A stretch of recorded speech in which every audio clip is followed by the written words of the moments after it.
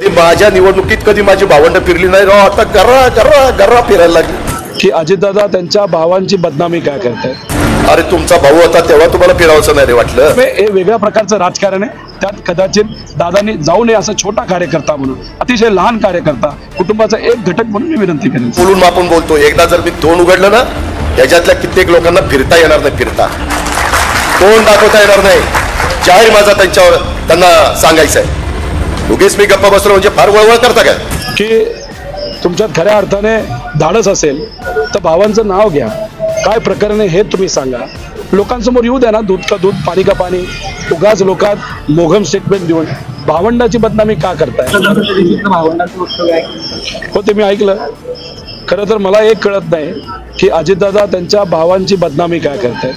मी अजितदादांना विनंती इथं करेल एक छोटासा कार्यकर्ता म्हणून की तुमच्यात खऱ्या अर्थाने धाडस असेल तर भावांचं नाव घ्या, काय प्रकरण आहे हे तुम्ही सांगा, लोकांसमोर येऊ द्या ना। दूध का दूध पाणी का पाणी, उगाच लोकात मोघम स्टेटमेंट देऊन भावंडाची बदनामी का करताय? भावंड तुमच्या बहिणी सुद्धा तुमच्या प्रचारामध्ये लोकात फिरले, हे लोकात जाऊन जर आपण विचारलं तर हे कळेल। ते खऱ्या अर्थाने धाडस दाखवावं आणि भावांचं नाव घ्यावं, आणि एकदा त्यांनी नाव घेतल्यानंतर जे काय प्रकरण त्यांनी सांगितल्यानंतर ते आपण बघूया ते काय प्रकरण आहे। त्याच्यावर नक्कीच त्यांचे भावंड बोलतील, पण भावंड बोलल्यानंतर त्याच प्रकरणावर बोलतील असं नाही, त्याचं स्पष्टीकरण देतीलच, पण मग ते कदाचित अजितदादांवर सुद्धा बोलतील। त्यामुळे हे वेगळ्या प्रकारचं राजकारण आहे। त्यात कदाचित दादांनी जाऊ नये असं छोटा कार्यकर्ता म्हणून, अतिशय लहान कार्यकर्ता, कुटुंबाचा एक घटक म्हणून मी विनंती करेन।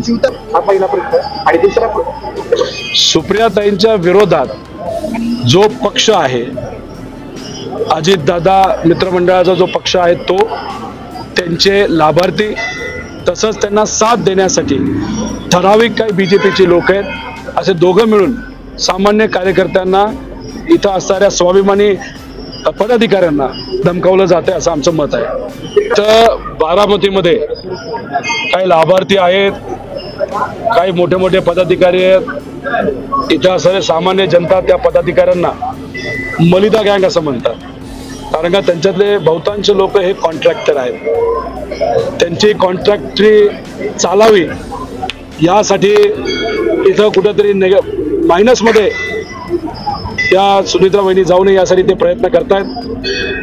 मग ते कार्यकर्त्याला फोन करतात, नोकरीवरनं काढण्याचा त्याला धमकी देतात, पोलिसांची एखादी कारवाई करू, जुना FIR असेल तर तो बाहेर काढू। काही PDCC बँकचे पदाधिकारी सुद्धा, कर्मचारी सुद्धा प्रचारामध्ये समाविष्ट करण्यात आलेले आहे। दुर्दैव आहे, शेतकऱ्याची ती बँक आहे, त्यांच्यातून पण सांगितलं जातं की तुला लोन मिळणार नाही मिळणार, तिथं जर लोन दिलं असेल, त्यात अडचण आली असेल तर मग आम्ही लगेच तुझी प्रॉपर्टी जप्त करू।